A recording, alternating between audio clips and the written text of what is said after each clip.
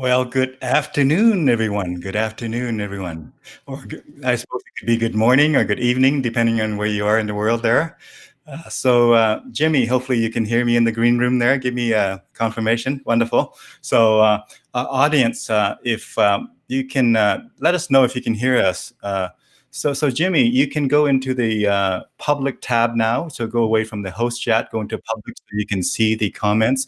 But welcome to another rendition of what we call Conversations with Dune and Friends. My name is Dune Wynn, and today we have a very special guest joining us, Mr. Jimmy Guiboche.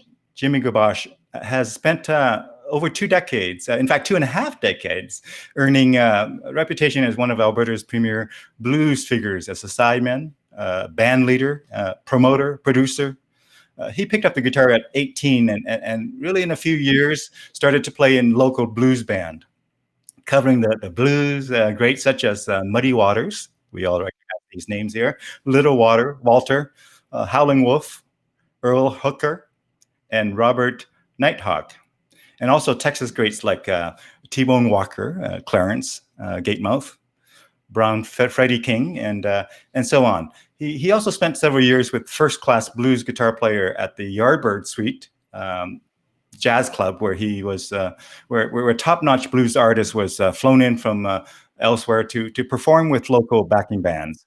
And these experiences have helped him to develop the ability to accompany many different approaches and styles of blues, and also cemented a deep sense of roots of the idiom.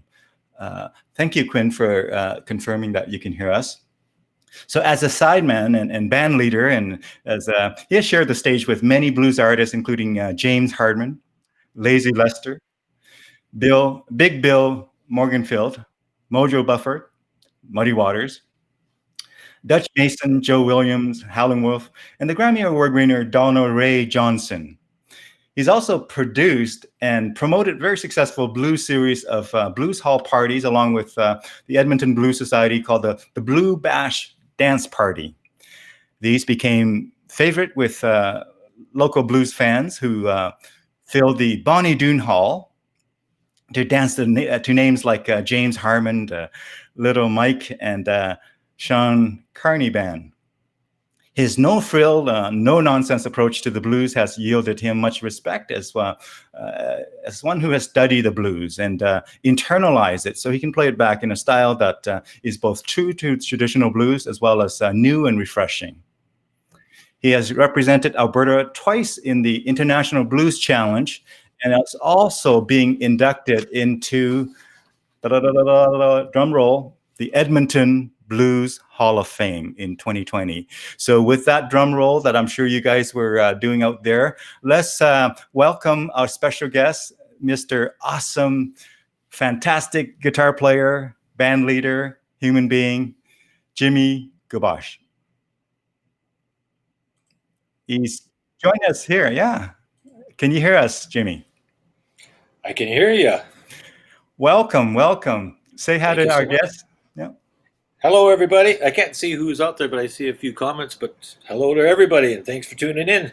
Yeah, we have Quinn McKendry joining in, and we have Tony Ruffo, our friend Tony Ruffo. Yeah. Janet Clower. I'm going to display so you can see the comments over there on your panel there, and I can even sort of feature some of it here. So Quinn says Jimmy is the hardest working man in blues. We tend to agree with that, and so comments along the way. Tell us, maybe start with a bit of a backgrounder beyond the bio there, very impressive bio, but maybe a story of how you started into music or anything like that. Just a background story if you could, Jimmy.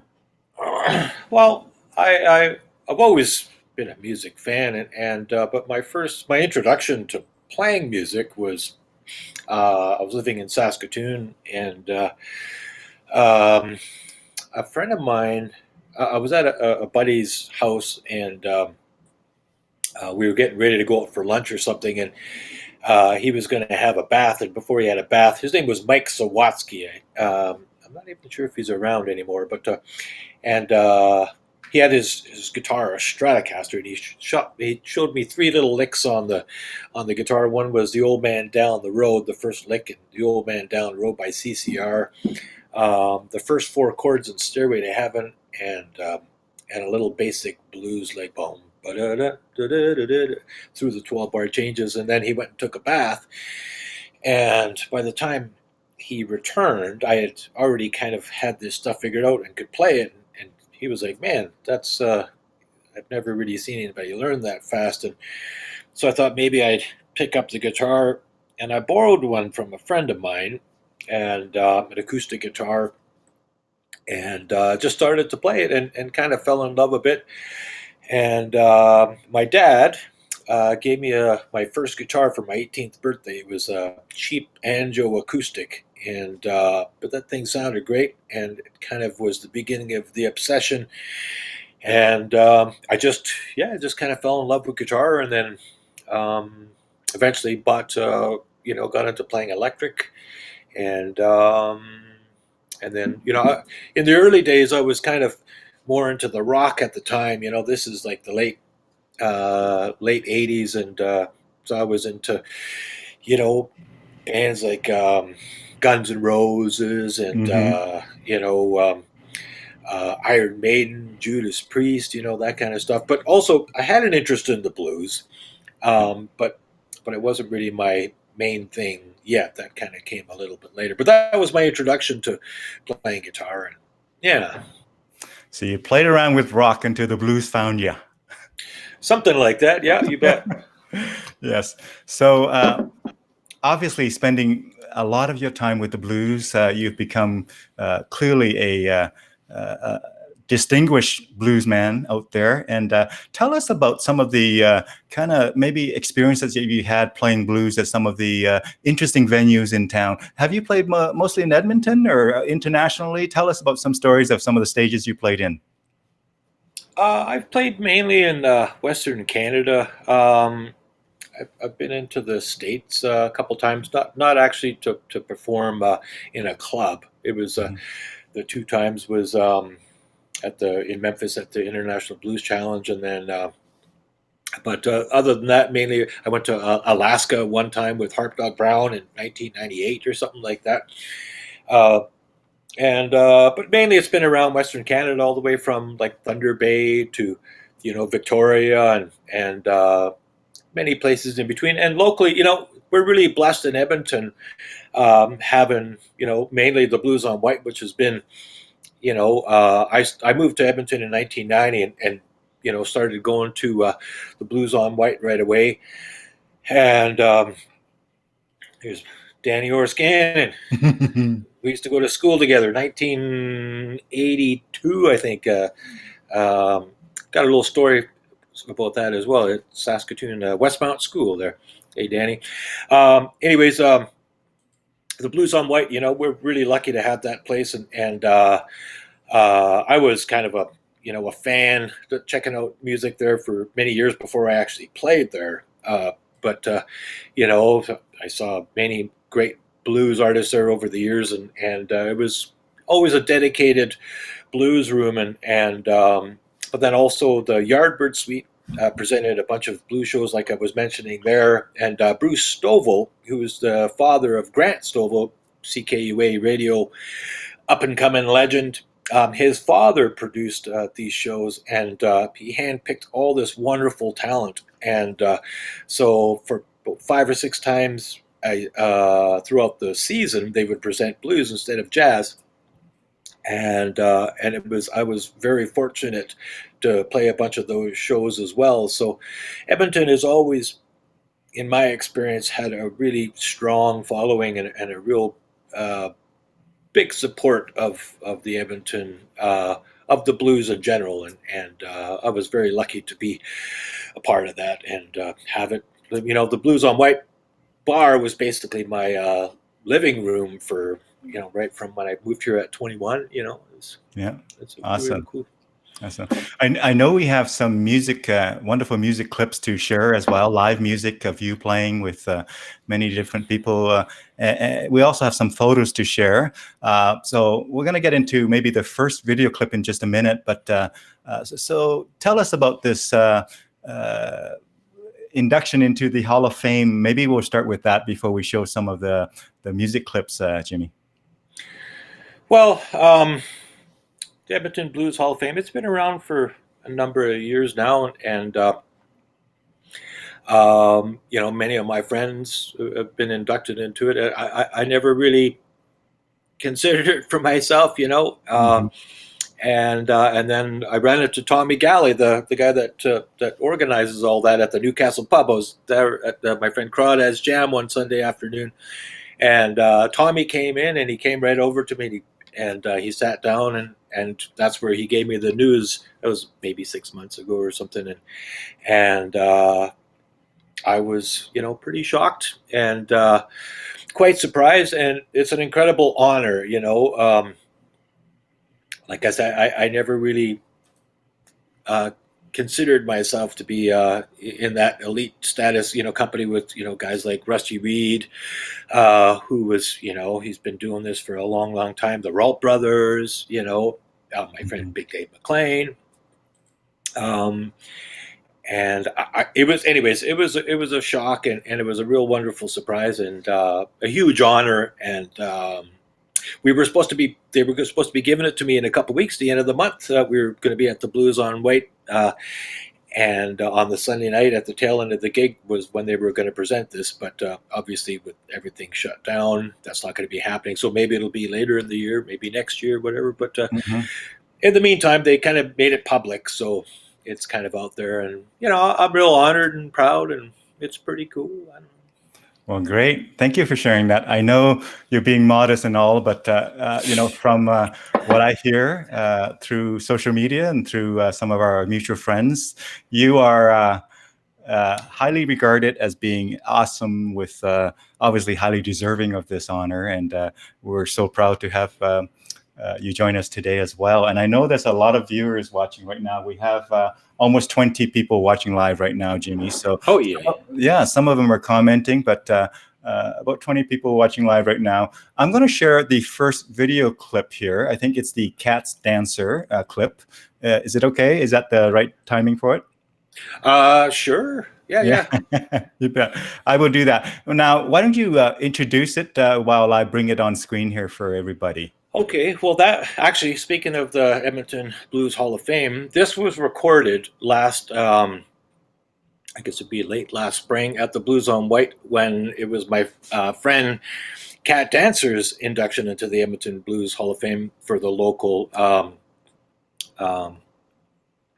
musician, and the same award recognition that I'm receiving this year. She was a recipient of that last year, and so this performance was taken that night with myself and the rest of the Tall Tales. That's Chris Brzezicki on bass, Kelly Cruz on drums, and of course Cat Danser. And we've been playing together. I've been playing with Cat on and off for about 10 years, and but recently we put together the full band, the 4-piece band, and it's been a lot of fun, and it's kind of, for Kat, it's kind of a shift in gears, and because she's done a lot of kind of folk stuff and solo guitar and her voice, and so this was kind of a stretch for her, and I think it's a lot of fun. I really dig this band. I really dig playing with her, and this particular night, we were just kind of, everything was just feeling really good, and you can kind of feel some of the energy that was present that night. We were just kind of tearing it up, and I think it's maybe evident in the video, but we were having a real great time, and so yeah, that's where that came from.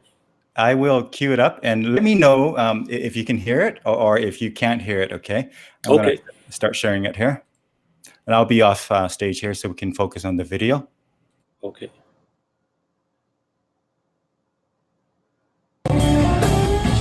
I can hear it, yeah.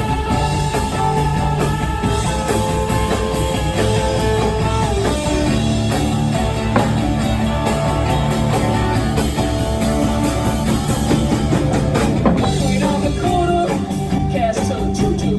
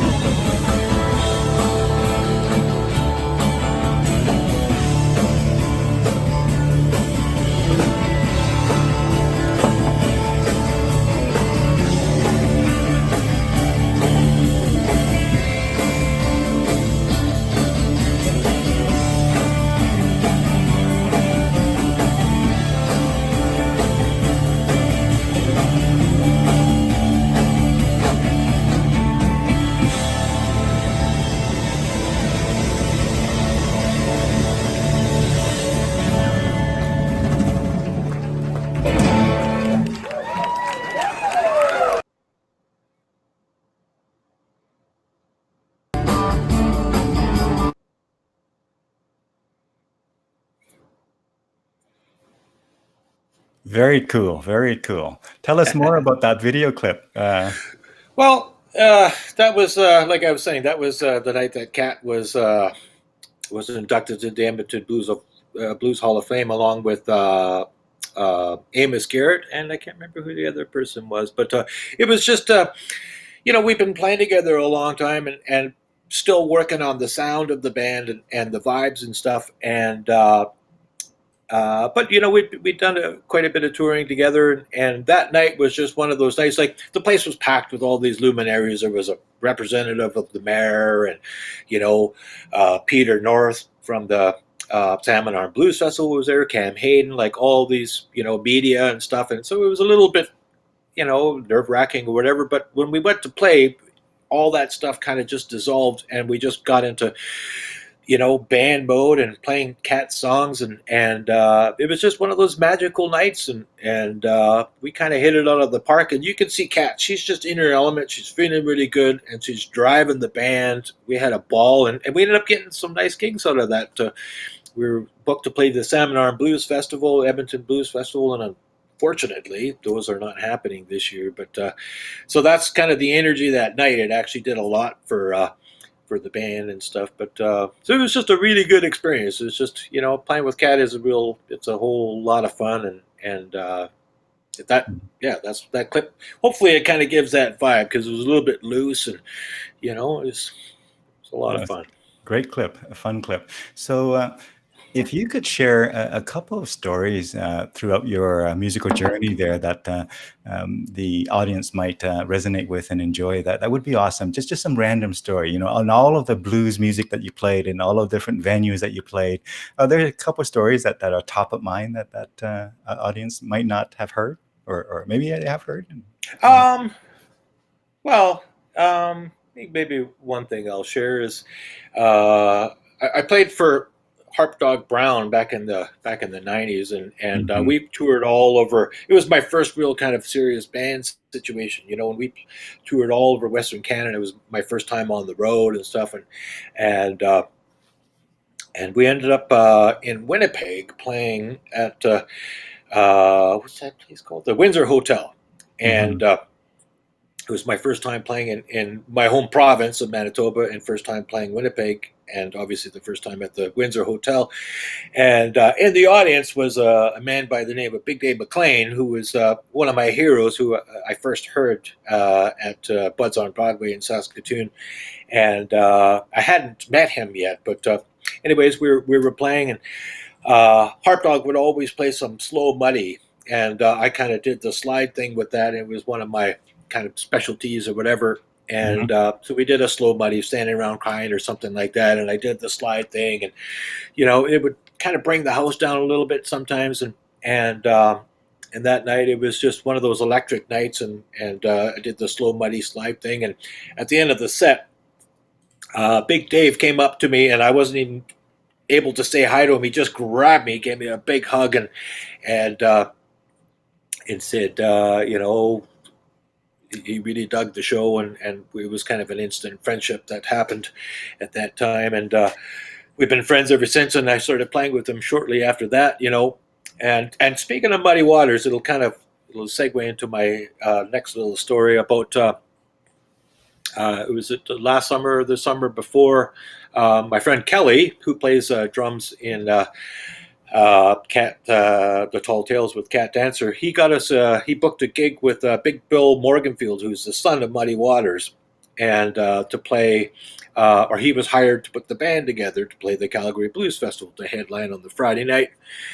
And he called me because Chicago blues is kind of my thing, and so we got this gig to play with Big Bill. We got some music ahead of time, and did our best to learn the songs, and but there was no rehearsal. It was just kind of basically go out and start playing, and I'm up there playing, and it's really fantastic. It's really great music, and you know. Big Bill is a really nice guy, and we're up there playing, and I'm looking at him, and the angle that I can see, the side of his face, it's muddy. I can see the features of muddy, his lips, the shape of his face, and I'm just like, and I got this overwhelming feeling kind of come over me that my God, I'm playing on stage with Muddy Waters' son, and Muddy is one of my heroes, and and it was one of those things. It was just one of those moments that this is what you do it for. This is what you practice all that time, hoping that one day you can experience these kinds of things. And I was living, that moment, and it was really fantastic. And at the end of the show, you know, we didn't really talk about anything. You're just performing, and I didn't know how it was going. And you couldn't really get a vibe from him. I couldn't get a vibe from whether he was digging it or not. And anyways, we played the show, and it was all seemed fine, and everything felt good. And as soon as the show was done, he walked over to me, and he hugged me, and and he was like, "Man," he's like, "You're a mother trucker on that guitar," and he said, and then he hugged me again, and then he said to me, he goes, "My daddy would be proud," he said, and then he hugged me again. He hugged me 3 times, and he said this stuff. He said, "My daddy would be proud." He's talking about Muddy Waters, and that just for me was just really one of those things. Like I said, that's what you kind of do this for, and hope one day you get these opportunities. And it was a real beautiful experience, and yeah. Well, thank you for sharing that. On that note, I'd like to maybe share some photos with our audience here. And what I like to do is I'm going to be off of camera here, and I'm going to feature the photos and maybe have you speak to each photo, any stories, any kind of Okay. sentiment that comes from it. But also our viewers out there, feel free to ask question of Jimmy, and we'll be able to have Jimmy see your questions, and he can direct the conversation in that way and answer your question. Well, I just want to mention one thing, though. I'm not necessarily reading all the comments because I'm trying to multitask and stuff. So if there is a question that I missed doing, and if you see it, if you want to mention it to me, um, Absolutely. yeah, Absolutely. Chain of Yep. Fools, yeah, that was my very first band. But Yeah. I will go off camera and I will feature the photos, and feel okay, free to talk about each one and share sure, your thoughts. okay. Now we have a few more video clips to show, so there'll be a lot more live music coming yet here, live recorded music, but I'll be off. Okay, well that photo there, that was taken at, I can't remember the name, the Mercury Room or something like that. It's actually not far from my apartment here. That was with Miss Ray and the Midnight Ramblers, I think it was, and it was you can see Grant Stovall, my buddy Grant Stovall, in the background on the drums, and my friend Gordy Matthews was on that guitar. I actually talked Gordy into wearing a suit and slicking back his hair. We were kind of like the two wise guys on the guitar. It was a lot of fun. Chris Grapel on bass, and of course Miss Ray on vocals. That was a real fun gig that night. And yeah, I'm kind of digging in on the old slide. There's now that's myself and Big Bill at the Calgary Blues Festival, and I was just playing the guitar, trying to play something interesting and cool, and he walks over and he's digging on what I'm doing, and it was a real serious moment there that you know that was a kind of a big thing for me, and like I said, afterward he really dug it, and that was a real wonderful experience. Yeah, that one there. Oh, that was actually the next year, which was last year at the Calgary Blues Festival with I can't remember. I think we were watching. Colin Linden was on stage at that time, and we were just in front of the stage. And it turns out that we weren't supposed to be standing there, and we got heck and got told to go to the back after that. But so that's Big Dave McLean and myself, obviously laughing over something, which we tend to do a lot. And right there, that's Alex Vargas, local singer extraordinaire. Been singing with my group, Jimmy and the Sleepers, for about the last 10 years. And he would get these custom made suits. He spent a lot of time in LA, and that's one of 2 or 3 suits that he had custom made for him or whatever. So he's a sharp dressed man, that Alex. And here we have Samantha King. And I'll talk a little bit more about Samantha when we play her video. But that's at the Edmonton Blues Festival last year, this past summer, summer 19.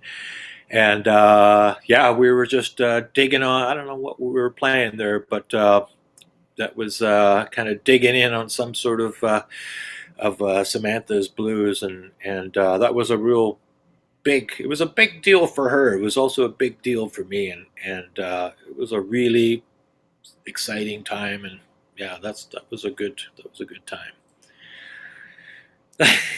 That's my buddy Otis Funkajolis, Alex Jagoldis. We were in Cuba. This is last February, actually. We were down there for 10 days, I believe. And this was taken at the La Casa del Habano in Havana at the Malia Hotel, I believe. And we're just enjoying some cigars. I think I got a little Cohiba there, sitting down, enjoying some coffees and fine cigars. Yeah. Well, right there. That's the great Junior Watson, one of my personal heroes on the guitar. This guy is he's a force uh, and a real master at combining originality in his approach to blues. Is learning. You know, he kind of learned a lot of the old stuff, but he also learned a lot of like cartoony kind of music. You know, and he would blend in a lot of humor and silliness into his guitar playing along with the blues. And he's somebody I admire a lot. And I was playing, I'm not sure if that was with the Sleepers that year, but yeah, I think that was with Jimmy and the Sleepers we played there. And I got to get my picture taken with him backstage. And we didn't hang out or anything like that, but to me, just to get my picture taken with him was kind of a big deal. So, yeah. And that's Jared Sowen, my buddy Jared. This was at the cabin there, the finals for the Memphis Bound Blues Challenge, and Jared, he's sung with the band on and off a couple years, and man, that guy, he's one of the greatest blues singers that I've had the chance to play with. He's from Edmonton here, and I tell you that he's had some health issues as of late, and which is kind of really unfortunate. But he's still singing to beat hell, man. That guy, he's a hell of a singer. That's I don't know who took that picture. That was on my Facebook, and Rusty and I were just kind of goofing around. That was at a jam, actually. Jim Dick has a jam there on Wednesday nights at the Leaf Bar and Grill, and I don't know what had come over us, but we were both kind of doing the windmill, the Pete Townsend windmill thing, and somebody caught it in while it was in motion. And Rusty is always a lot of fun to play with, you know, and that just kind of uh, is an example of some of the fun that we have together. You know, just spontaneous kind of wackiness and stuff, and that's kind of what that is right there. Good times. You bet. You have a wonderful community there, and you should be very proud, Jimmy. Oh, absolutely, Yeah. absolutely. And there's a question from Quinn McKendry, a friend. You probably know Quinn. I Quinn know. asked, yeah, he asked, do you have tips for rookies? Tips for rookies. Uh-huh. Uh, tips for cookies. Tips for, well, you know, if you're talking specifically about playing the blues, uh, I would say, you know, study as much as you can. Go back as, you know, as far as you can and learn from some of the greats. You know, if it's Chicago blues, you know, Muddy Waters, all them harmonica players, Little Walter, Sonny Boy, Big Walter, whatever, you know. Um, T-Bone Walker, guys like T-Bone Walker, you know, my favorites, Earl Hooker.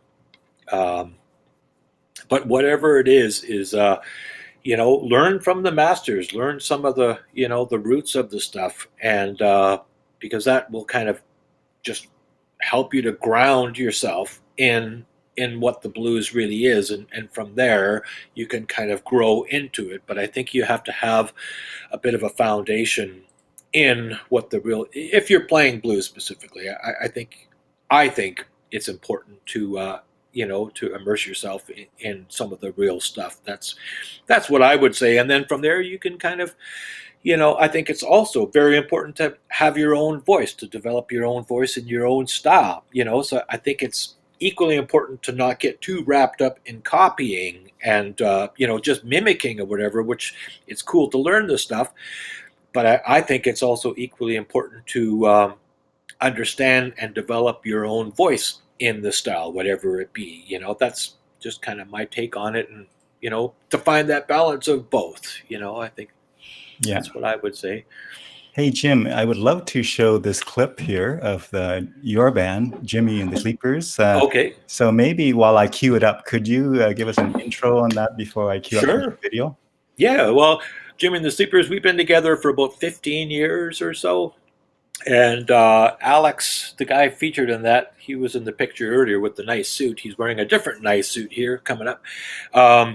He's been, I think he was our third singer or something. And this particular clip, that was at the Newcastle Pub last April, I believe. We were celebrating the release of our third CD, All That Money, which, if you're interested, I have them available.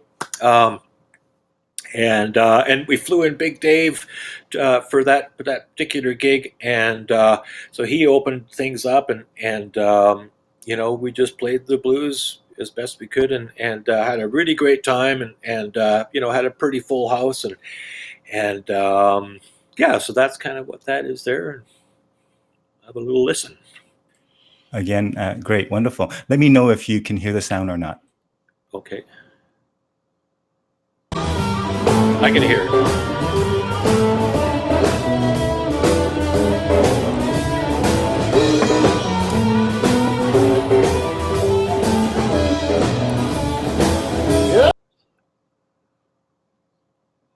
Uh-oh.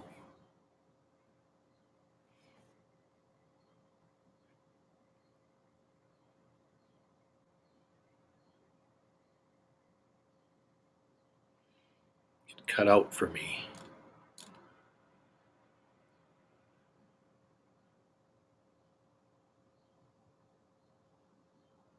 Did we have some issue there, Jimmy? I don't. It cut out. Yeah, it just stopped playing. All right, I will cue that up again here. Tell us something more about that scene before I cue it up again here for everybody. Well, like I said, that was our CD release party, and releasing our third CD, and we had played Calgary at Mikey's Juke Joint. Actually, it's not the Juke Joint; it's Mikey's on 12th now. We played down there, and this was our second show, our Edmonton CD release party, and yeah, like I said, it was just a really fun time, and it was kind of this version of the band. We'd introduced Dan Shinnon on harmonica, and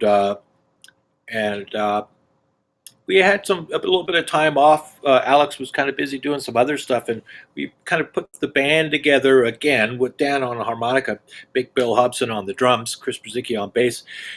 And there was just some sort of renewed energy, and there was something particular about this band that, I don't know, I think it's the most exciting version of the Sleepers that we've ever had, and not sure if that, you could probably pick that up in the clip, but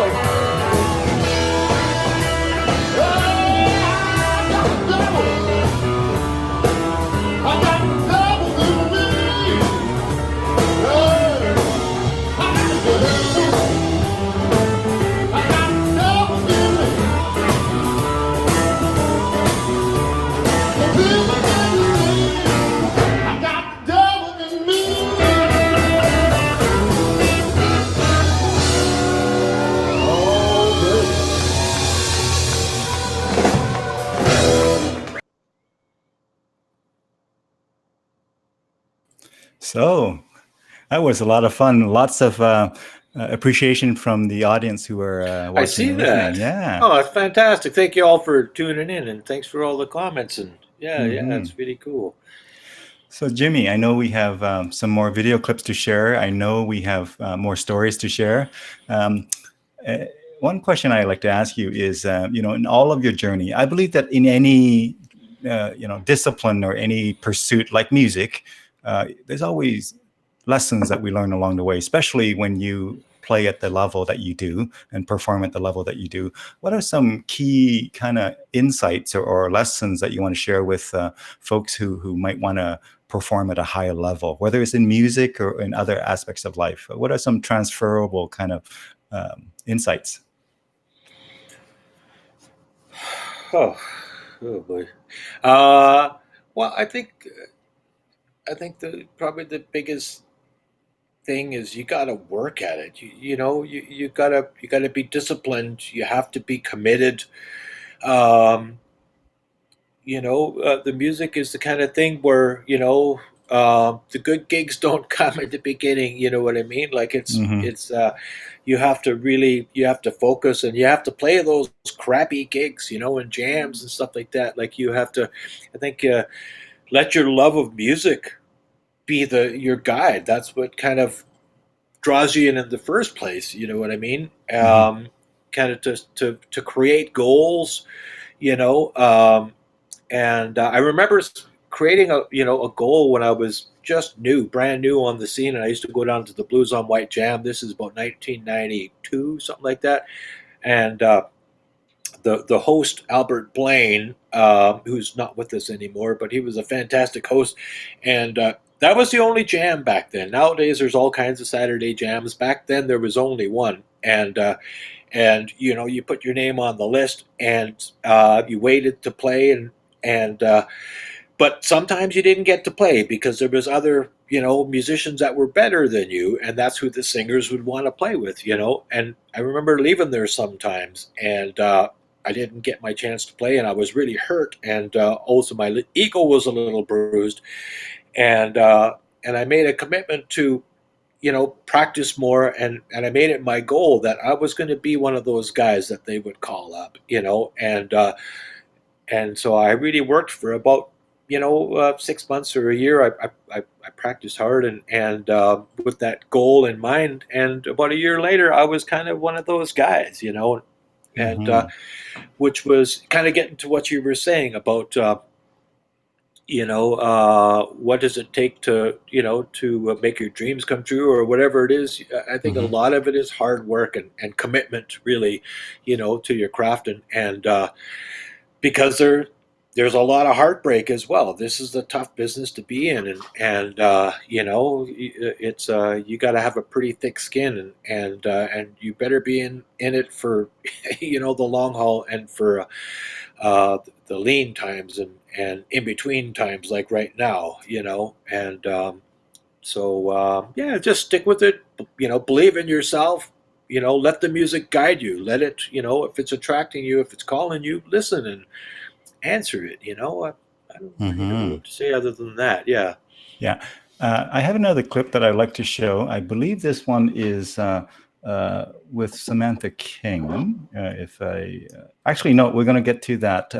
I think there's another one called the Guitar Face. Does that Guitar ring a face. bell? I'm going to pull up It Guitar does. Face clip. Yeah, let's do that first. We'll get to Okay. Samantha King for sure. But tell us about Guitar Face while I cue it up. Well, okay. Guitar face is it's one of the funnest bands I've ever played with. That's with the incredible, talented Gordy Matthews, who's a native Edmontonian. I think he's from St. Albert, maybe. But I met Gordy about maybe 12 years ago. He was playing guitar in the house band on Thursday nights at LP's. The band was run by Kenny Sgrako and Fred LaRose on bass, and Gordy was the house guitar player. And Fred invited me down. He said, "You got to come down and jam with Gordy," and so I did. And he's a killer musician. And often I get intimidated in those kinds of situations, and can't really play to I freeze up or whatever. But with Gordy, it was never like that. I don't know what it was, but we just had this instant chemistry, and the music was always really fun. And we came from different backgrounds, so when we played together, it was always we were in our own spaces musically, and you could just play what was natural, and it seemed to be, you know. Fit in perfectly. Anyway, so we continued to play together a little bit, and Guitar Face was a band that we put together a couple of years ago, and it's one of those bands where there's not really any rules. You know what I mean? They always have really good players, and you just play, and it's kind of sometimes it's Icarus. You fly a little too close to the sun, and but you might stumble a little bit, but you never fall down. And I think there's even a little bit of that in this clip. But it's just a really fun band, lots of energy, a lot of crazy wild notes. We called it jazz, but we take a lot of chances, and but it's really a lot of fun. It's just a Wonderful. really yeah. So I'm catch a gonna bit of that. click play and let us know if you can hear the sound. Okay. I can hear it.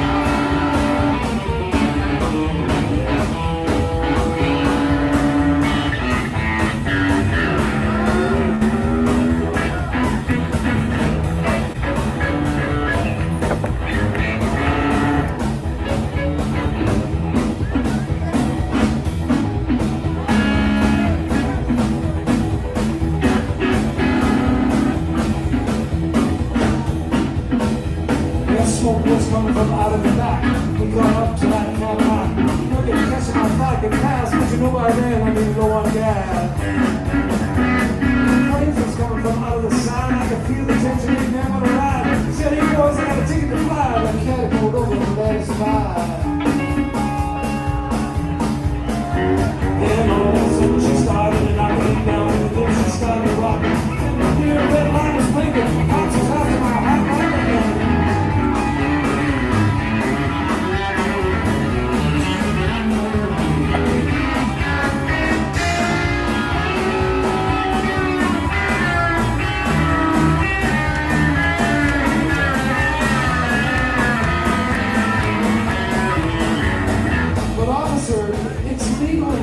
Now that Justin Trudeau is our Prime Minister.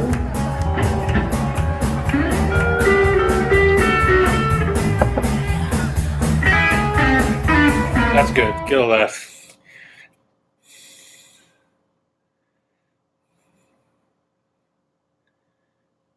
All right, that was a lot of fun. Our audience sure loved that. Ay, ay, ay. Oh, that's such a fun band. And right there you see it. It's kind of like there's no rules.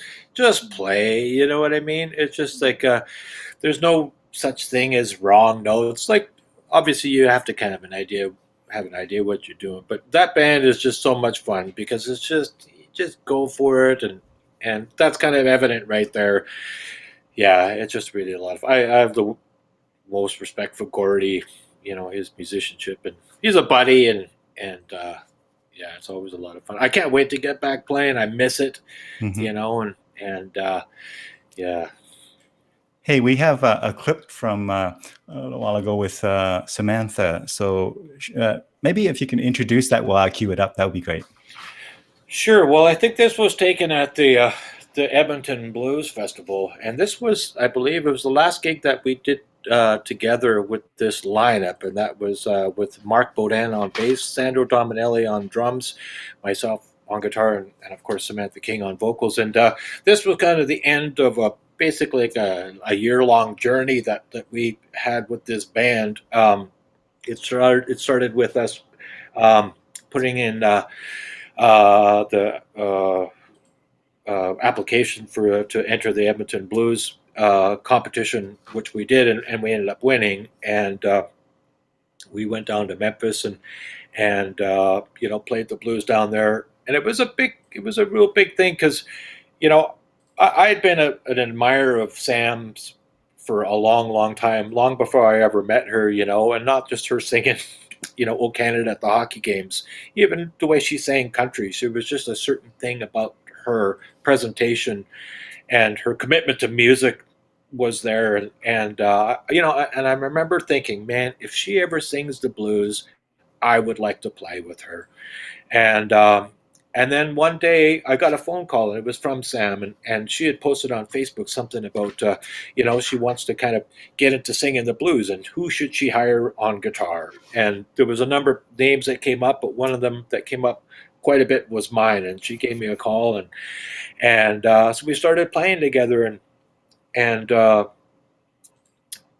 kind of grew a little bit together. And she was just kind of learning the blues a little bit, and it was a real honor to get to do some of the things that we did together, going down to Memphis, and playing on Beale Street. I know for her it was a real emotional thing, which it was for me the first time as well. And we had a really great time.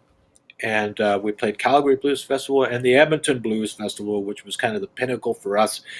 And it was a real honor to get to do that with her. And I just think the world of her. And we're doing some writing together. It's not all done yet, but with this whole COVID thing, everything's on hold. But we're gonna maybe do a little bit of writing together and see how that goes. But you could just hear it here. I just really like playing with Samantha. It's one of those things that, again, it's kind of like all those years of practice kind of is worth it when you get to do have moments like I did with Sam. And I believe this is one of them. This is at the Edmonton Blues Festival. Well, I'm a fire-breathing, jealous woman, only sometimes. And I just can't go that way. Said I'm a fire-breathing, jealous woman, and I just can't go.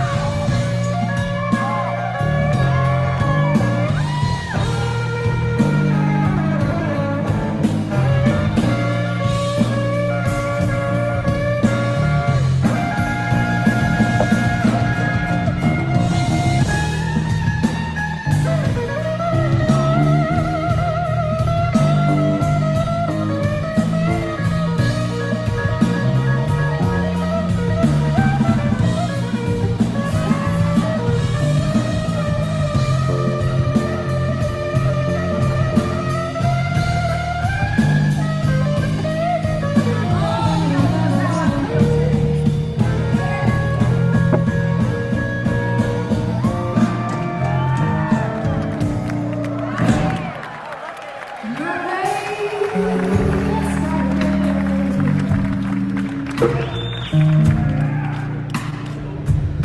the world? What in the world? What in the world? What am I gonna do? Send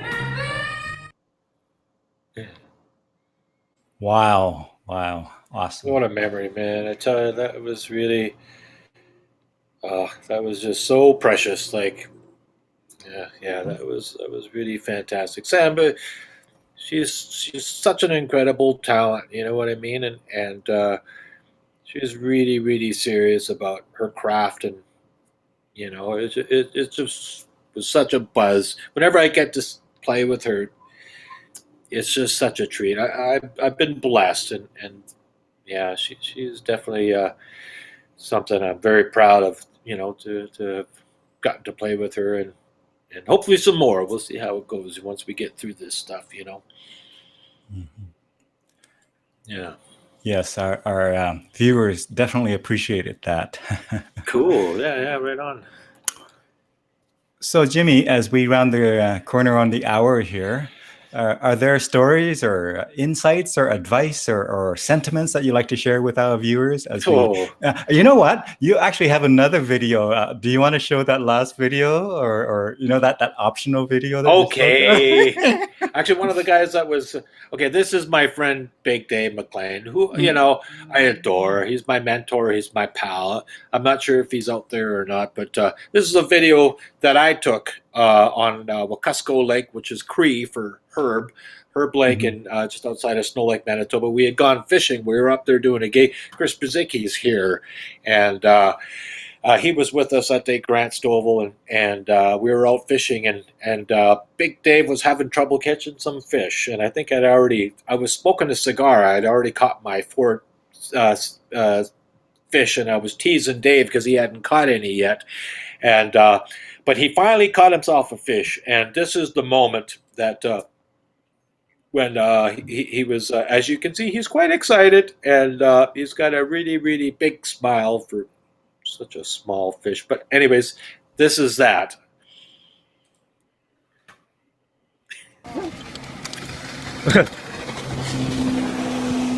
Big Dave McLean and his fish. How you doing there, Big Dave? That feels pretty good, huh? Hey, all right. All right. Give him a kiss. Give him a kiss. Give him a kiss. Who's got the blues now?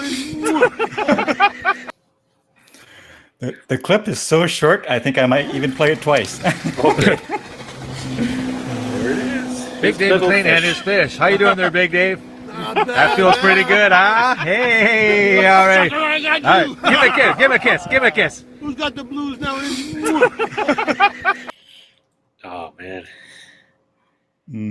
That was such a special time. Like, yeah, we had gone up there. We were playing. My buddy Gerard, you can hear him laughing in the background, and he owns the Snow Lake Motor Inn. We were up there doing a couple of nights, and it was my first time bringing the band to where I'm from, the northern Manitoba there, and I didn't know how it was going to go over because this is old style blues, at its finest and at its rawest as well. And I wasn't sure how the people were going to dig it. And I tell you, we played that first night, and the people were just glued to Dave, hanging on every note, laughing at every joke, and it was just a real magical night. And one of the guys, Mark LaRue, invited us to go fishing the next day, and would we want to do that? And obviously it was like, yeah. So we went out in the boat, and it was just a real fantastic northern experience, which I was so happy to be able to share with my friends and my band. We did this every weekend, all the time, and but I hadn't done it in a long time, so it was a real good time, and Dave finally caught himself a fish, and everybody was happy. It was a real wonderful experience. Yeah. That's awesome. So Jimmy, thank you so much for sharing the hour with us. And I know our viewers out there really appreciate it. Lots of good comments coming in, and lots of appreciation for sharing the awesome blues that you play. And as we round the corner here, any final stories or sentiments that you want to share with anything related to how we're coping with COVID here? Anything related to coming back to hopefully somewhat of a new normal? That's any thoughts on that?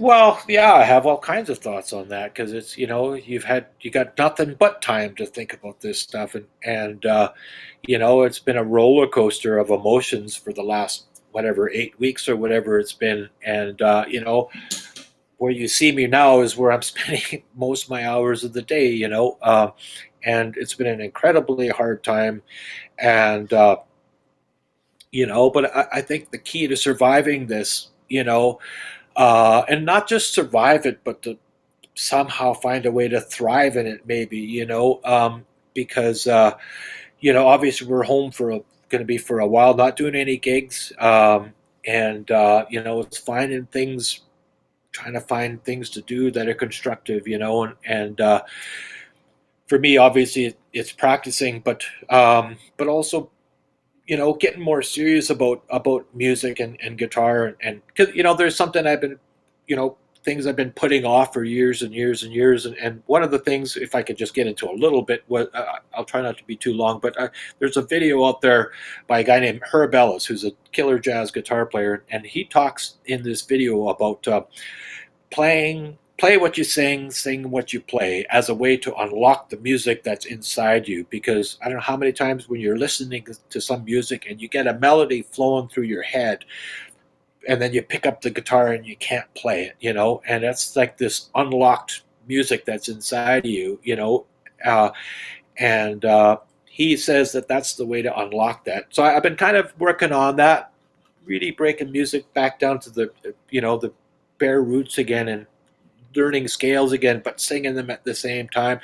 So, I'm using this time as a way to kind of really try to rebuild my musical, foundation, really. And the other thing is cooking, you know, learning how to cook properly. And because obviously I have lots of time, so I can be on the internet. I got friends that, giving me tips.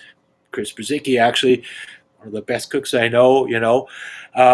So things like that, and just trying to find ways to be positive, and see the light that's out there. And my family, it's a they've helped a lot, even financially and stuff. When all the gigs dried up, I didn't know what I was going to do, and there was a little email money transfer from my family just to help me get through it. And it reminded me of a little saying I learned a long, long time ago, and that was, the problem in front of you is nothing compared to the power behind you, you Mm-hmm. know. And it just was, because that was a real low point, with the transition, getting used to this and thinking what's going on, and what's happening in the world, and how do I deal with this, and I was pretty bewildered, and then, but it was, family and friends, and that help pull you through sometime, and sometimes. And that was that thought came into my head, you know what I Mm-hmm. mean. And it's and that's what part of what that's helped me get through it. And but just trying to, like I said, trying to find the light in the world, and in things that you can do, and bring some Mm-hmm. light as well, you know what I mean. And Now, I know you are doing some online music lessons as well. Tell us a bit about that. I know some oh, of the okay. my guitar player friends are just raving about the master Oh, class lessons that they're getting oh from boy. you, and how awesome it is, and how everybody should be taking lessons from Jimmy. Well, well, thank you for that, and thank you to my students out there. It's funny, actually. Quinn McKendry, who's here, he reminded me earlier that not that I needed reminding, but I actually gave Quinn a guitar lesson about 25 years ago. One or two guitar lessons, I remember, in my basement apartment on 95 A Street, and